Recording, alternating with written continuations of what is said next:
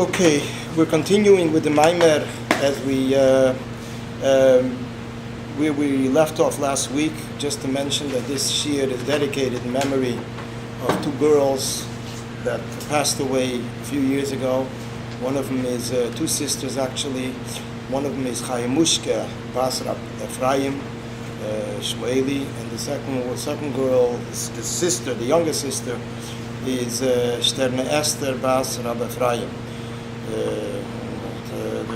The family should have only simchas, and they should already merit to see. They should already have the fulfillment of the request to see the fulfillment of the prophecy that the ones that are dwelling in the dust will awaken and rejoice.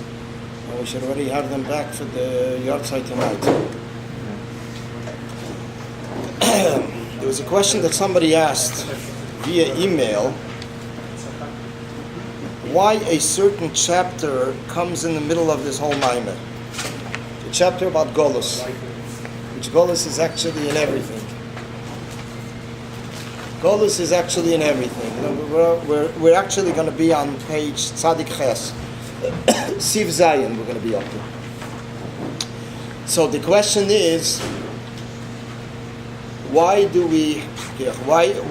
the inyan of Golus come in? So the word is, when we look at the MaMaar is structured with a few basic concepts, and these concepts are those that the Rebbe concentrates on, and he weaves together. The Rebbe has woven together the different concepts as one, because they all actually reflect each other. The Rebbe begins speaking about lottery. And at lottery, there's three levels. There's the level of the lottery in the nefesh of a person, the soul of a person. There's a level which is the highest level in the soul. There's a level of lottery in the service of a person to the Almighty. And there's a level of lottery how they divided the land of Israel. In addition to that, the Rebbe begins explaining it, that also in Jews there are three different levels. There's a stage of the neshama before she actually descends into the body. Then there is a part of the neshama, the stage of the point at which the neshama is in the body. And then there's a stage of the neshama after she comes out of the body, what she accomplished in this physical world. So there are also three stages. And the Rebbe says that therefore this song that was sung in the desert in regards to the well of Miriam, so it was sung by the end of the 40 years. Why by the end of the 40 years? Because where is the output, and where is it obvious the unique accomplishment of refining this physical world? It is by going into the land of Israel. So therefore, in the 40 years, they were still in the desert. They didn't really come in touch with a civilized land and dealing with mitzvahs on a practical basis. So therefore, when did they begin realizing what is the uniqueness of this physical world and be able to sing the song of a well, which the song regarding the well is, the contents of a well is streaming from below to above, like we take physical objects and we refine them, we elevate them to a higher level. So this was accomplished.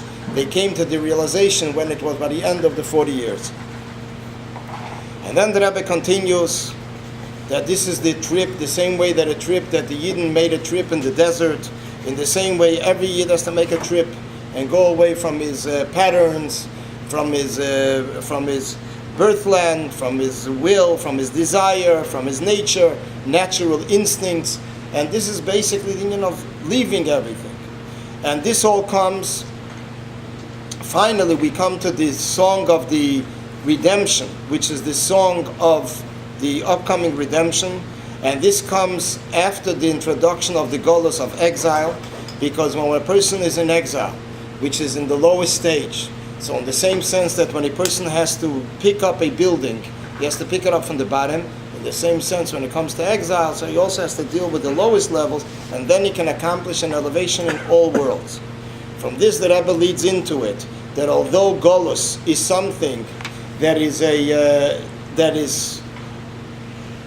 although in Golus, in exile, only the body went to exile, not the neshama, not the soul, So the Rebbe says, but l'cheir it's contradicting the fact that we can't concentrate clearly in Golus. All the different character traits, all the different capabilities to serve the Almighty are more difficult because we find ourselves in Golus. So it has an impact on the Neshama also. So the Rebbe says that since we find ourselves in Golus, this is considered Al Pi Hashem, the word of Hashem. Hashem has commanded us, the Jewish nation, when they should stop and when they should move when it came to the desert. So the Rebbe says, therefore, when a person does something in this physical world, although he has interferences and disruptions on the part of Golus of exile, still, Ilamaila, it has an everlasting effect. It leaves a everlasting impression in the higher world, in the higher spheres. Whatever he accomplishes in this physical world. And in addition to that, since the purpose of this descent is for the purpose of ascending, so from this we understand that every detail in this descent, in this exile, is for the sake of elevating to a higher level. And there's no other way to reach the higher level unless it goes through the descent. And the Rebbe says this is something that also the animal soul could understand, that the animal soul could also uplift itself higher than exile by actually knowing that this is really a part of the ascent and elevation that follows after the Golus. And then the Rebbe says, what about people that are not able to understand this philosophy, that it's such a great descent? So the Rebbe says the mere fact that he wants and he hopes to come out of it, so where the thought of a person is, that's where he is found. As the Baal Shem Tov says, therefore, by his yearning to go out of this, he finds himself already at that stage on a higher level. It is just that in a physical sense, it wasn't processed completely. Most Americans yearning to go out of America? American Jews? So we're talking here of somebody that is at least can bring himself to this level. The Rebbe says, so therefore he can also on his level experience an union of elevation. The Rebbe is not saying in numbers here. The Rebbe says this is another way for someone that didn't even get to that level. That's okay. So you know what? Let's do Sif Ches.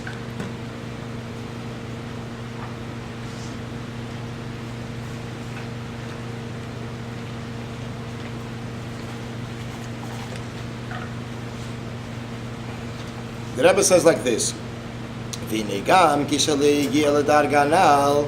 That also when someone did not reach yet that level, didn't reach the level to understand that the descent is for the purpose of ascent, and therefore every aspect and detail of the descent is for elevation. Why is it that he did not reach that level? It did not absorb yet in his mind the above mentioned explanation. That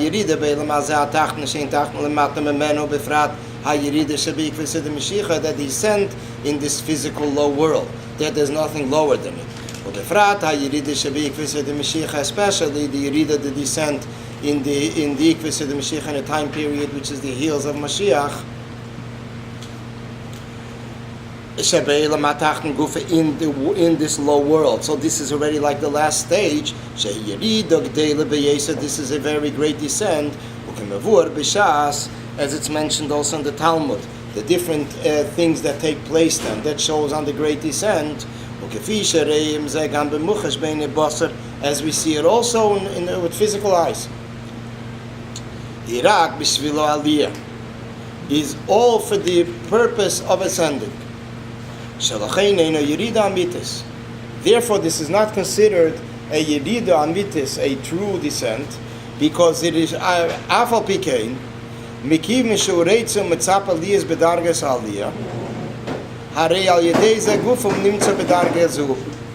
Since he wants, he wishes, and he yearns to be in this aliyah, which means not just he has a will, but also mitzapa means a yearning, which is stronger yet in a sense.